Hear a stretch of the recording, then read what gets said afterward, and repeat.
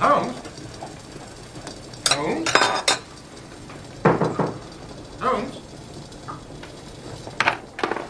Holmes? Holmes? You come at a crisis, Watson.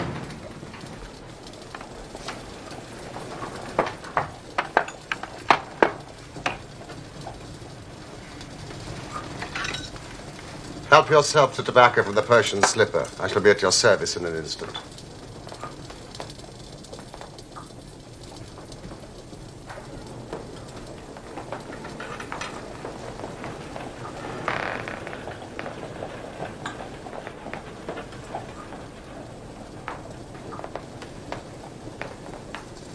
If this remains blue, all is well. If it turns red, it's a man's life. I thought as much. Mrs. Hudson! Mrs. Hudson!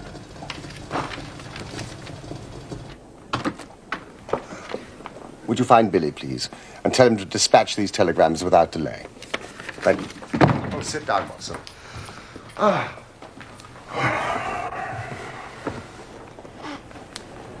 commonplace little murder. You have something more interesting, I fancy. You are the stormy petrel of crime, Watson. What is it? I've had a letter from a boy I was at school with. I think you should read it. Percy Phelps, brilliant boy, carried off every prize the school had to offer, went on to fresh triumphs at Cambridge. I must confess he'd passed completely out of my mind until this. My dear Watson, I've no doubt you remember Tadpole Phelps, who was in the 3rd form when you were in the 5th. It's possible you may have heard that through my uncle's influence, I obtained a good appointment at the Foreign Office. His uncle's Lord Holdhurst. And that I was in a position of trust and honor till a horrible misfortune came suddenly to blast my career. Yes, his gaudy connections did him little good at school. It seemed to us a piquant thing to chevy him about the playground, hit him over the shins with a wicket. Do you think you could bring your friend Mr. Holmes down to see me? It doesn't tell us much. Yeah, hardly anything.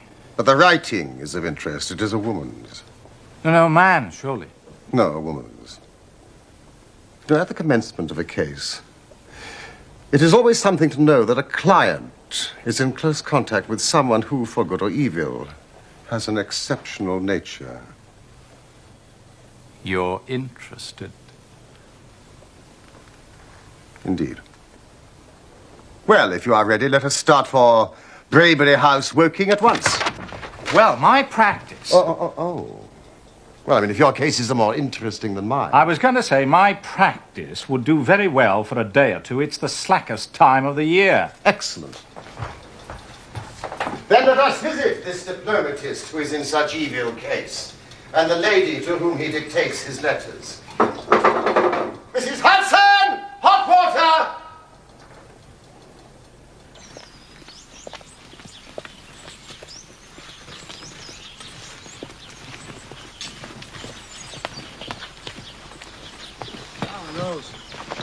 Take these for me, would you? There's a good help. Mr. Sherlock Holmes. And this is my colleague and friend, Dr. Watson. Dr. Watson, I'm so glad you've come. Percy's been inquiring after you all morning. Poor chap. I perceive that you yourself are not a member of the family. Of course. You see my J.H. monogram.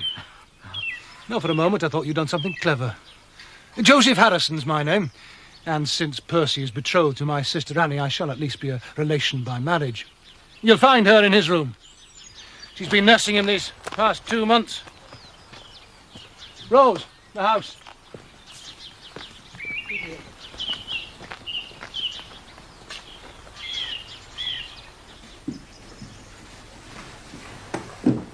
Now listen, they're here. Shall I leave? No. No.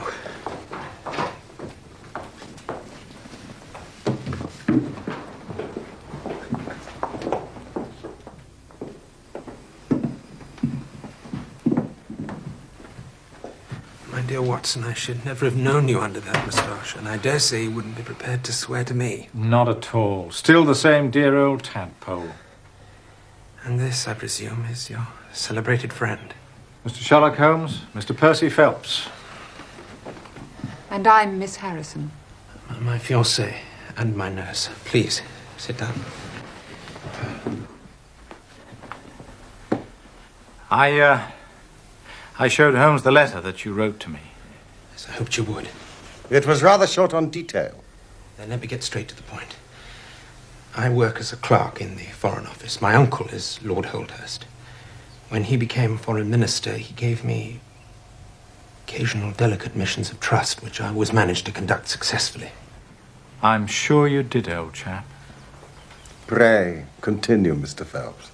Nearly 10 weeks ago, it was the evening of the 23rd of May, he called me into his private room.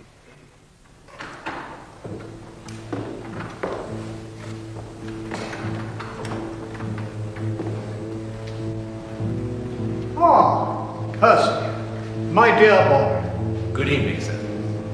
You've heard of the naval treaty that has just been drawn up between England and Italy. I've read rumors in the press, sir. Most regrettable. And it is of the utmost importance that nothing further should leak out. The French and Russian embassies would pay an immense sum to learn its contents. This is the original. It should not leave my bureau. Were it not absolutely necessary to have it copied, take it straight to your office and lock it up. Now, remain behind when the others go, so that you can work at your leisure and without fear of being overlooked. And when you have finished, relock both the original and the draft in your own desk and hand them over to me personally tomorrow morning. The very greatest care, nephew. You may rely on it, sir. This treaty, can you be more precise as to its nature? In broad outline, it defined the position of Great Britain towards the Triple Alliance in the event of the French fleet gaining complete ascendancy over Italy in the Mediterranean. I returned straight to my office, where I found a colleague of mine, Mr. Charles Gorrow, still working. Hello, Chip. What did Uncle want? To congratulate me on my engagement. Splendid.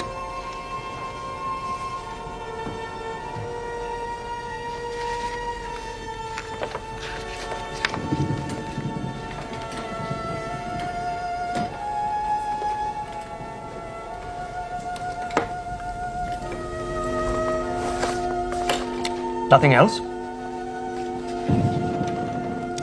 Some fishing dispute he wanted me to copy.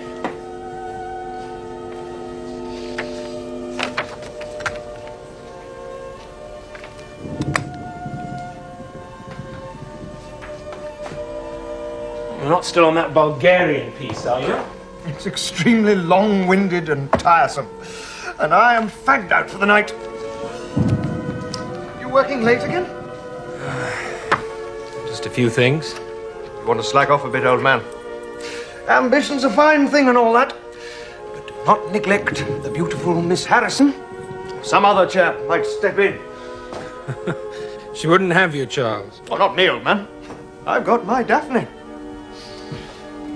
Good night, dear. Good night.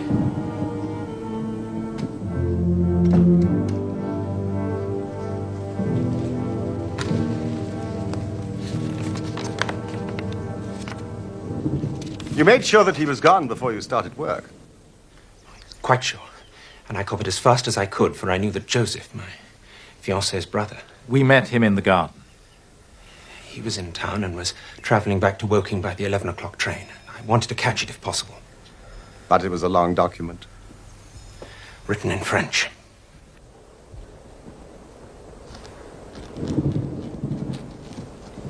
By 9 o'clock, I was feeling drowsy and scarcely a third of the way through.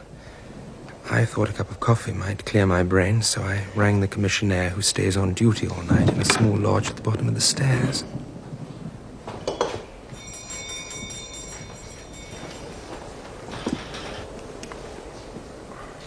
To my surprise, it was a woman who answered the summons.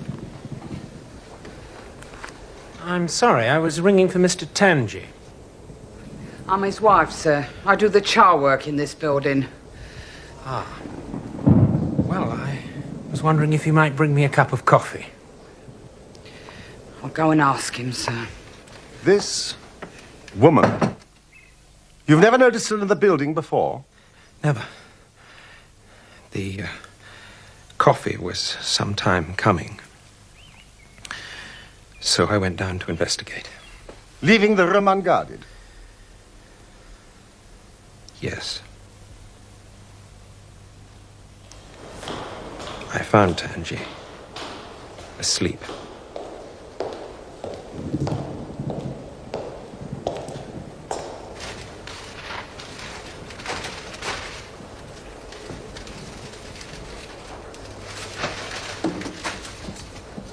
Mr. Phelps, sir.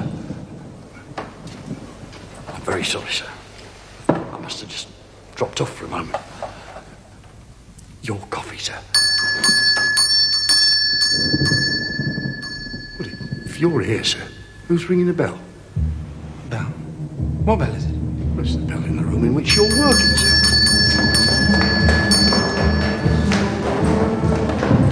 Ran back upstairs, and the document was gone from your desk. Yes. God, no.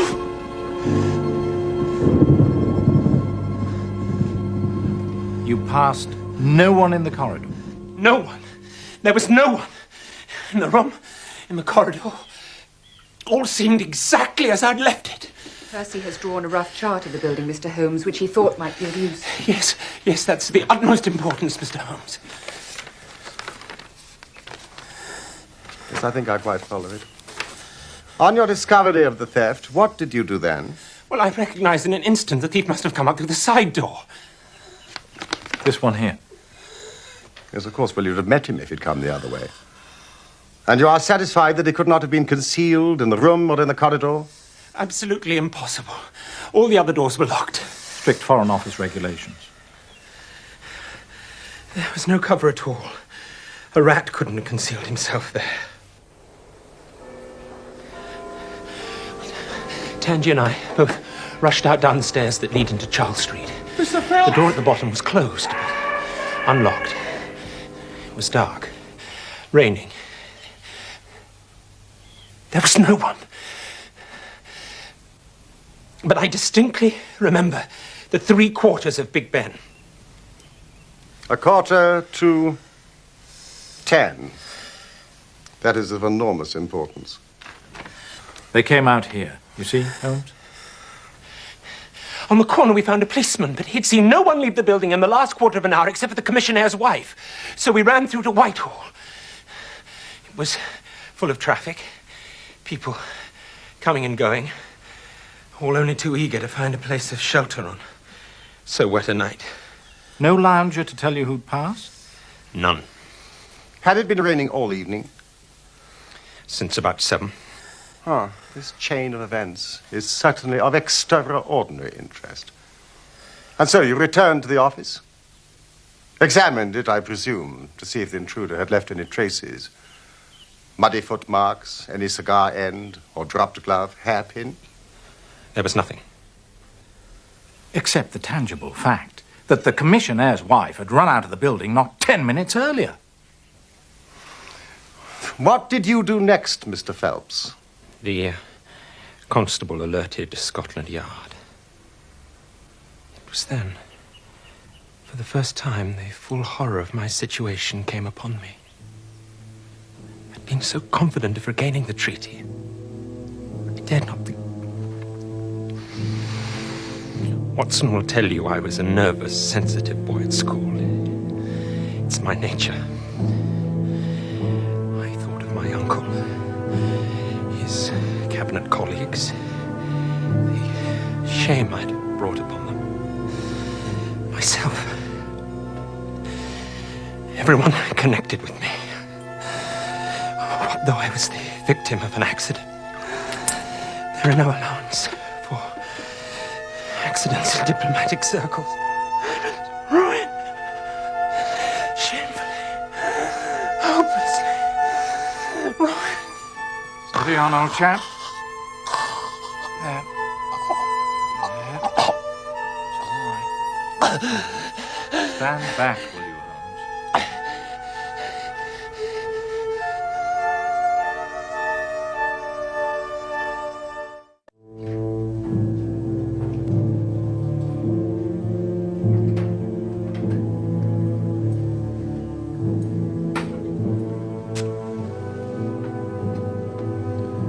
Is the investigation concluded? Adjourned. Poor old Percy. Terrible strain, all this. Career in the balance. It seems not to have affected your sister's devotion. How long has she known Mr. Phelps? Well, they met in Northumberland in the winter. Percy was travelling on government business in our part of the world. It was love at first sight. Do your people approve of the match? Indeed, Mr. Holmes. Especially when they learned of Percy's connection with Lord Holdhurst.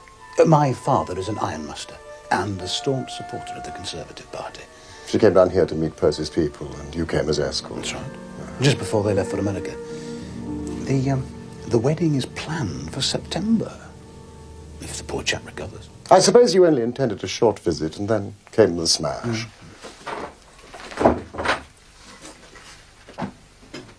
May I ask you what your occupation is that allows you to while away the summer in working? As the eldest son, Mr. Holmes, I have expectations of inheriting my father's business. I also dabble in stocks and shares, which grants me a certain independence. My apologies if my question offended you. On the night of May the 23rd, had you arranged to meet Mr. Phelps at Waterloo to take the 11 o'clock train together? No. That may have been his intention. He knew I was in London dining with my stockbroker. But I wasn't expecting to meet him. Then thank you for your time, Mr. Harrison.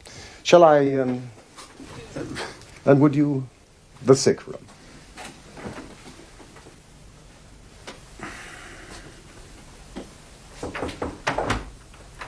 Mr. Holmes, I do apologize. I feel calmer now thanks to Watson's ministration. Gently with him, Holmes. Mr. Phelps, that is just the matter of the commissionaire's wife. Yes, of course. As I remember, shortly after our return to my office, Inspector Forbes of the Yard arrived to take up the case with considerable energy. We hired a hansom, and within half an hour we were at the Tangies' home in Brixton. The door was opened by his eldest daughter. Who wants you one? Is your mother at home? Not yet. She does a night job, cleaning. Well, wait for her. If you don't mind. In here. You get back in here. Now go on and shut the door. After about 10 minutes, we heard the front door. And here we made one serious mistake for which I blame myself. Yeah, Mum, there's two men in the parlour wants to talk to you. Oh, my God.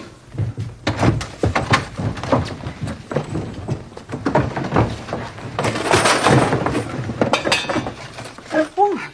It isn't Mr. Phelps of the office. Come. Who do you think we were when you ran away from us? I thought you was the bailiffs.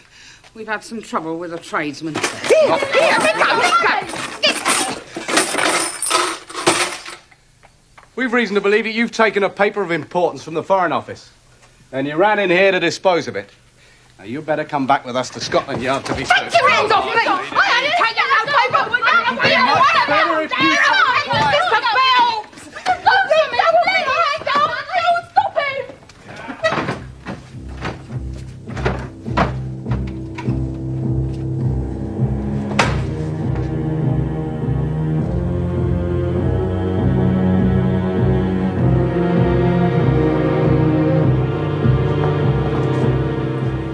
Made a full examination of the kitchen?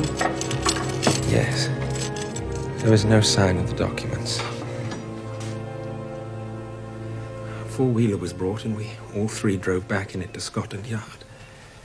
I waited in an agony of suspense until the female searcher came back with her report.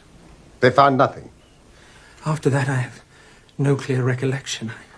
I believe a police officer drove me to Waterloo, where, by the merest good fortune, I met Dr. Ferrier, who lives near us and was travelling down by the next train.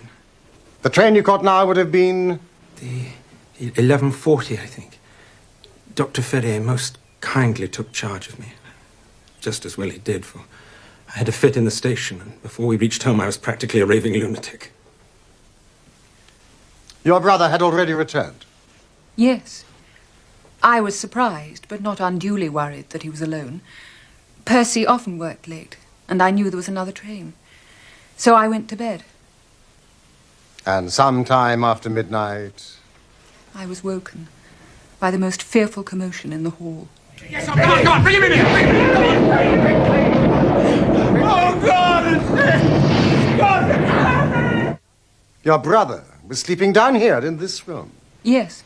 My family were taking advantage of their trip to America to have several of the upstairs bedrooms redecorated. It was evident that poor Percy was in for a long illness. So Joseph was bundled up to my room, and this was turned into a sick room. For me.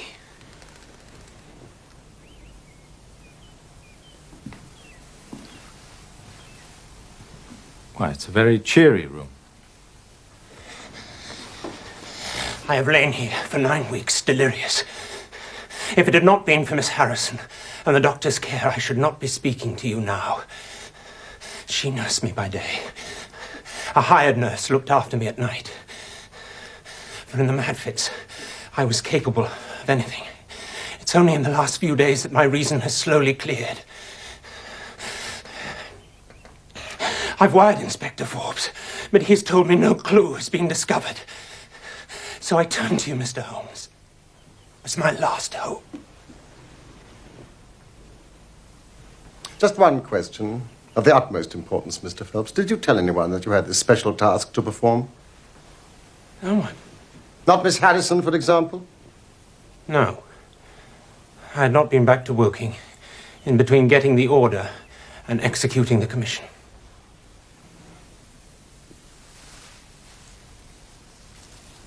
What a lovely thing. Roses. There is nothing in which deduction is so necessary as in religion. It can be built up as an exact science by the reasoner. Our highest assurance of the goodness of Providence seems to me to rest in the flowers.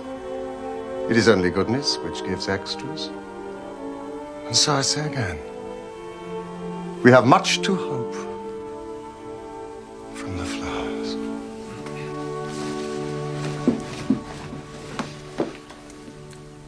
Do you see any prospect of solving this mystery, Mr. Holmes? Mystery?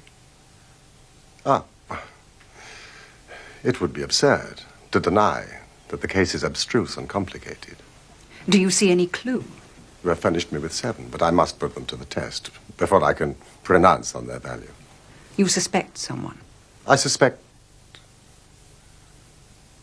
myself. What? Of coming to conclusions too rapidly. Then go back to London and test your conclusions. Your advice is very excellent, Miss Harrison.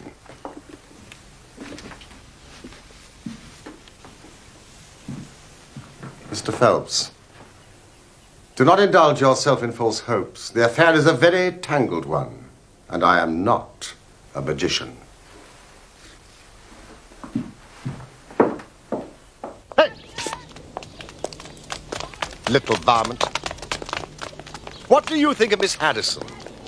A good sort, or I'm mistaken. I thought you were rather terse with her. Was I? She was only protecting her loved one. A little overprotective, perhaps. Surely you don't believe that she had anything to do with it? The most difficult crime to track down, Watson, is the one which is purposeless. Now, this is not purposeless. But who is it that profits by it? Well, there's the French ambassador, the Russian, and whoever might sell it to either of those. And Lord Holdhurst. Well, it is not inconceivable that a statesman might find himself in a position where he was not sorry to see such a document accidentally destroyed. Not a statesman with the honourable record of Lord Holdhurst. George! The Foreign Office. Charles Street entrance. George, I want you to do something for me. Find the cab which dropped a fare there just after 9:30 on the evening of May the 23rd.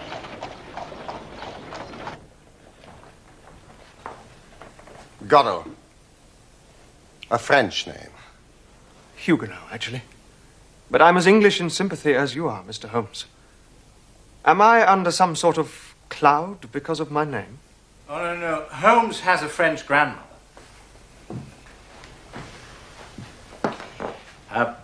I'd make yourself scarce if you want to avoid Inspector Forbes. We've arranged to meet him here in 5 minutes.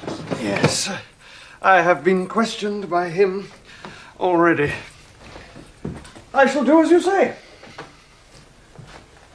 Good night to you both. Good night. Good night. No secret doors. The windows quite 30 feet above the ground, fastened on the inner side.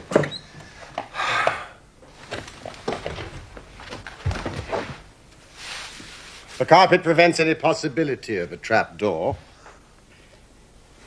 Now, whoever rang the bell rope must have come right over to the desk. Why ring it? I mean, was it the thief? Out of bravado? Or was it someone with the thief who tried to prevent the crime?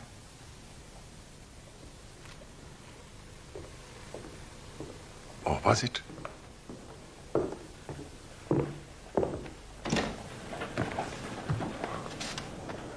Inspector Forbes, I believe. Mr. Holmes, I'm a very busy man. I have other cases besides this one. But none so vital to the national interest, I'll wager. May I introduce my friend and colleague, Dr. Watson? What do you want from me, Holmes? I know about your methods. You're ready enough to use our information. Then you try and finish the case yourself and bring discredit on us. On the contrary, in my last 53 cases, my name has appeared in only 4, and the police have the credit in 49. I don't blame you for not knowing this. You are young and inexperienced. But if you wish to get on in your duties, you will work with me and not against me. Now then, what steps have you taken? Tanji, the commissionaire, we've cleared. He left the guards with a good character. His wife's a bad lot, though. She drinks. What about the clerk? Godot. He's been shadowed all these 9 weeks. We can show nothing against him. Have you formed any theory about how this bell rang? No. I must confess that beats me. It was a cool hand, whoever it was. Go and give the alarm like that. Yes, it was a very queer thing to do. Well, many thanks, Inspector, and if I can put this thief in your hands, you shall hear from me. Come along, Watson. May I ask where you're going now? To interview Lord Holdhurst, the cabinet minister and very possibly the next Premier of England. Good evening, Inspector. I can't pretend, Mr. Holmes, that I'm ignorant of the reason for your visit. But in whose interests are you acting, may I ask? In the part of Mr. Percy Phelps. Ah, my unfortunate nephew. You can understand that our kinship makes it the more impossible for me to screen him in any way. Yes, but if the document is found, Lord Holdhurst. That, of course, would be different.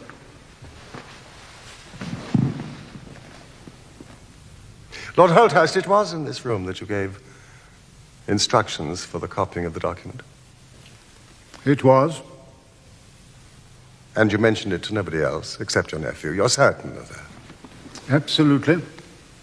Then, if nobody else knew of it, you would agree that the thief's presence in your nephew's room was purely accidental. I mean, he saw his chance and took it. You take me out of my province there, Mr. Holmes. There is one other very important point. You feared, so I understand, that very grave results might follow from the details of this treaty becoming known. Very grave results indeed. Have they occurred? Not yet. If the treaty had reached, let us say, the Russian or the French Foreign Office, you would expect to hear of it. I certainly should. Then, since nearly 10 weeks have elapsed, it is not unfair to suppose, then, that the treaty, for some reason, has not reached them. But, Holmes, we can hardly suppose that the thief took the treaty in order to frame it and hang it on his wall. Well, perhaps he's waiting for a better price, Watson. Or maybe he's had a sudden illness. A brainstorm, for example. I did not say so. Lord Holthurst, we have taken up too much of your valuable time. Fine fellow. Heavy responsibilities. Yes, but he has a struggle to keep up his position, and he's far from rich. You noticed, of course, that his boots have been resold. Really? I shall do nothing more today unless I get an answer to my cab inquiry.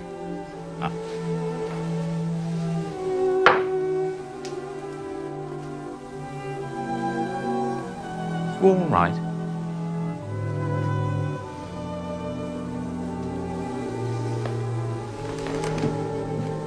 Oh, Watson, I won't detain you any longer from your legitimate work. But I should be extremely obliged if you would come down to Woking with me tomorrow. The same train that we took today. Yes, of course. Night, Holmes.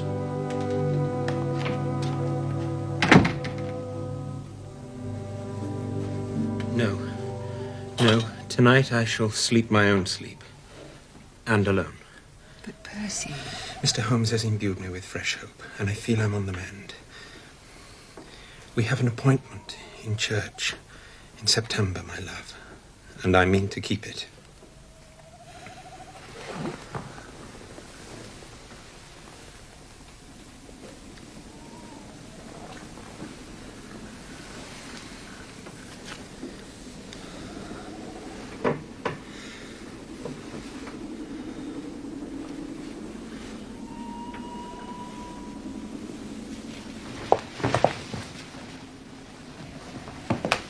He sent the nurse away.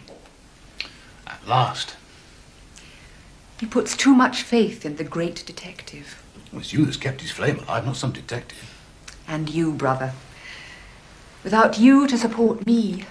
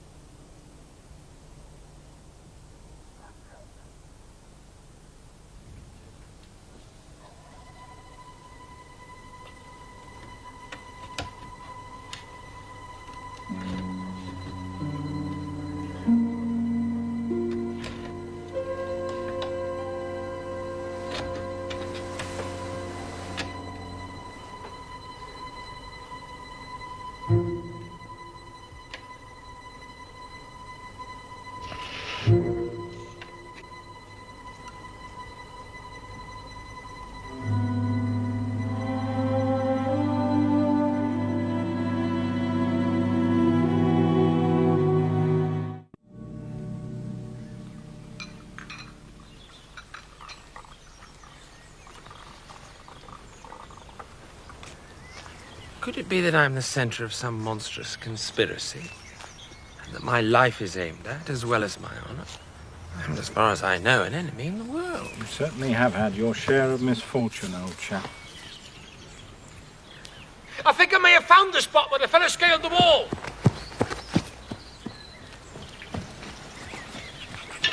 It's towards the road. Ah, do you think this was done last night? It looks rather old to me. No, I fancy we shall get no help there. Now, why did the intruder choose the window onto the courtyard? I should have thought this side of the house would have been easier. It's more visible from the courtyard. Oh, yes, of course. Have you ever had an alarm like this before? There's no plate in the house or anything to attract burglars. Nothing of value. Was there anything in London? Well, we've seen Inspector Forbes. Seen your uncle. Holmes has set one or two things in motion. So you've not lost heart? Oh, by no means. God bless you for saying that. If we keep our courage and patience, the truth must come out. Miss Harrison, you must remain in this room for the rest of the day. It is of vital importance. Now, tonight, when you go to bed, lock that door from the outside and keep the key. Percy. Tell no one. Now, quick! Promise. Why are you moping in here, Annie? Come out to the sunshine. I'll beat you at croquet. I have a slight headache, and this room is deliciously cool and soothing, thank you, Joseph. Mr. Phelps, while we're investigating this minor affair, we must not lose sight of our main inquiry. It would help me very much if you would come to London with us. Do you feel strong enough? Yes, if you really think I can be of help. Do you want me to stay the night? I was on the point of proposing it. Then if my friend of the night comes to visit me, he'll find the bird flown. But what about Annie? Mr. Harrison will look after her, and my friend Watson will take care of your medical needs. Could you be ready to leave in an hour? We are all in your hands, Mr. Holmes.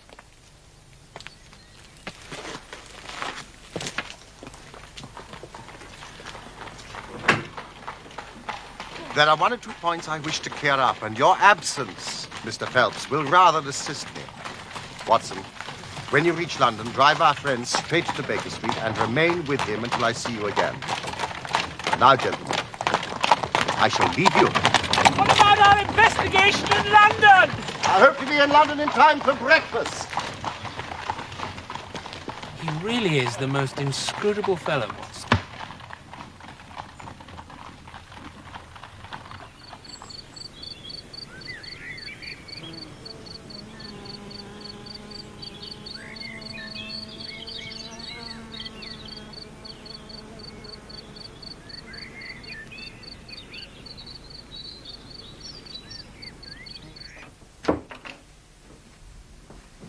Oh, you're still in here. How's your headache? A little better. First day for 9 weeks without the invalid. And you choose to spend it in here. Force of habit. Are you dining tonight? I'm not hungry, and I'm enjoying my book. I understand. My poor little sister. What a time you've had.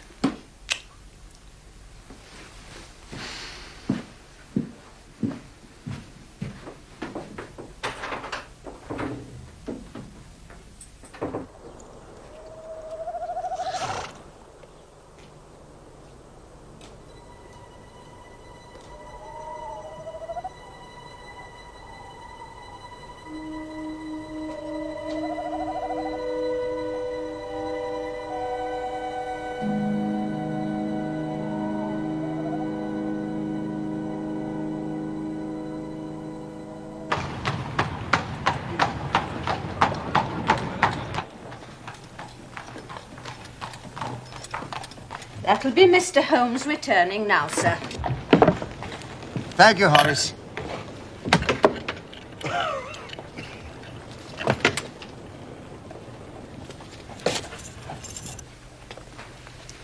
He looks like a beaten man. I confess you may be right.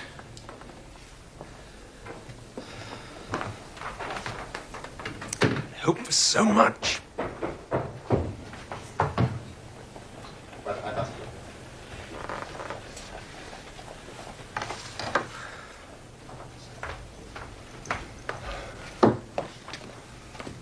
Holmes, you're wounded. Oh, it's only a scratch through my own clumsiness. Good morning, Mr. Phelps. This case of yours is certainly one of the darkest I have ever investigated. It has been a remarkable experience. Oh, come along, Holmes. That bandage tells of adventures. Now, what happened? After breakfast, my dear Watson, remember, I have breathed 30 miles of Surrey air this morning. There's been no answer to my cab inquiry, I suppose. Well, one cannot score every time. Mrs. Hudson, you have risen to the occasion. Won't you join us, Mr. Phelps? Now, what's in this? A curried chicken, sir. And this? Ham and eggs. Her cuisine is a little limited, but she has as good an idea of breakfast as any Scotswoman.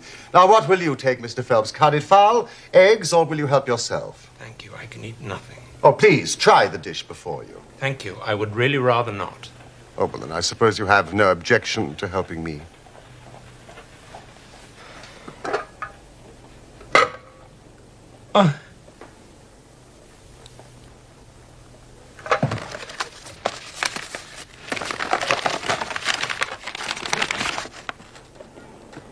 It's the treaty.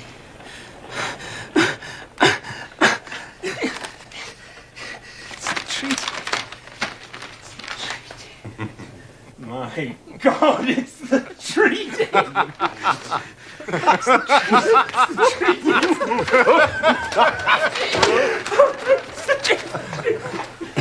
Watson, brandy.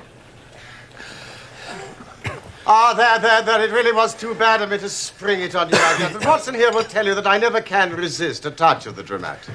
God bless you for saving my honor. Thank you, Mrs. Hudson.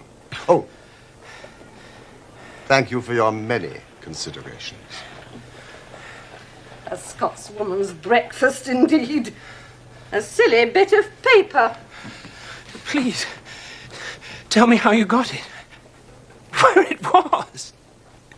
After I left you, I settled myself into the English countryside and spent a charming afternoon. I remained there until dusk. And then I returned to your house. I clambered over the wall and made my way through the undergrowth until I reached the stables just opposite your bedroom window. The blind in your window had not yet been drawn, and I could see Miss Harrison reading a book by the light from a lamp. It was about 10:15 when she closed the book, moved across the room, carrying the lamp with her. But I felt quite sure that she had turned the key in the lock. Key? The instructions I gave her, which she carried out to the letter. Mr. Phelps, she is a lady of rare character. Without her cooperation, you would not have that paper in your hand now. It was a weary vigil. But it had the sort of excitement a sportsman feels when he lies before the watercourse and waits for the big game.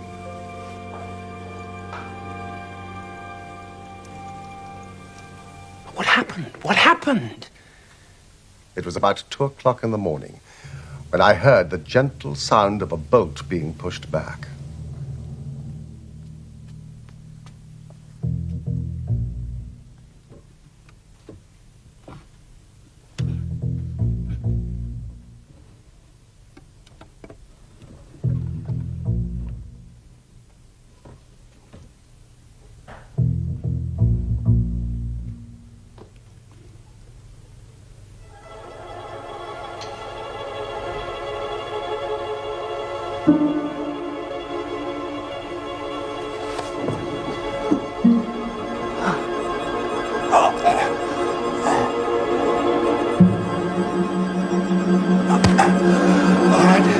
All right, Holmes. What you gonna do with me? I've got what I want. Now, run for it.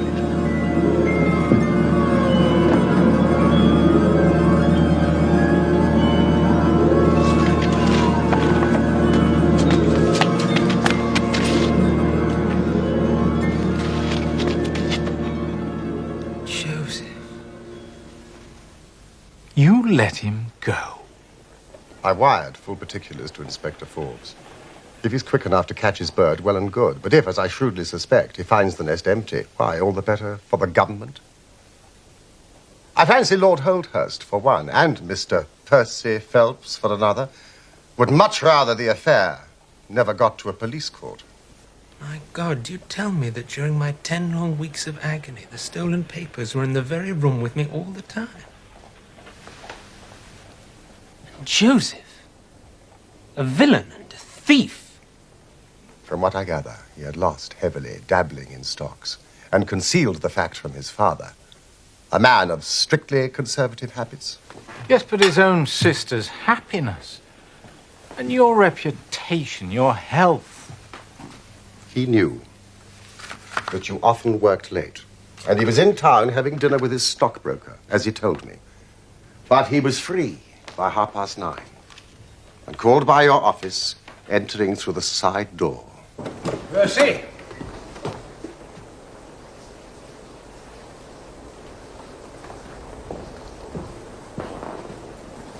Finding no one in there, but the light on and work evidently in progress, he rang the bell. The instant he did so, his eye caught the paper on the table. He knew at once that chance had put in his way a state document of immense value.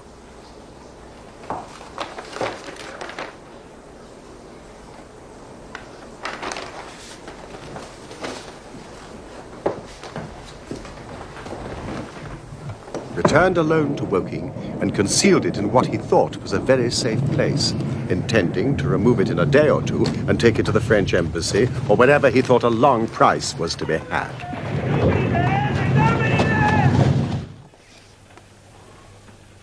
Then came your sudden return.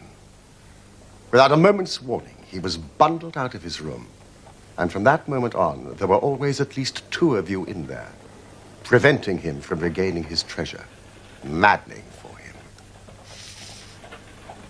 My suspicions became certainties when the attempt to break in was made on the first night that the hired nurse was absent, which showed that the intruder was well accustomed with the ways of the house. At last, he had his chance. But you baffled him with your wakefulness. Yes. I didn't take my sleeping draught. But he had another chance when you came up to London. I kept Miss Harrison in the room all day so as to anticipate him. But if you already knew the papers were in the room... I thought they probably were, but I had no desire to rip up all the skirting in search of them. By allowing him to lead me to the hiding place, I saved myself an infinity of trouble.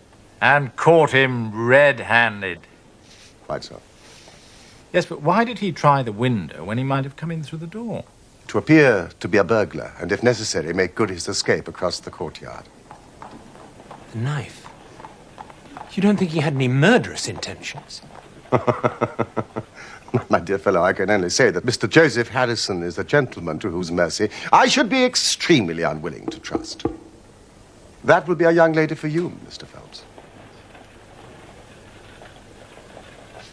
Annie? I left her a note to come to London the moment she woke. But, Mr. Phelps, she knows nothing as yet of her brother's criminality. Oh, yes. My dear Holmes, I can't thank you enough. I shall go down at once and explain everything. Percy, goodbye, and good luck.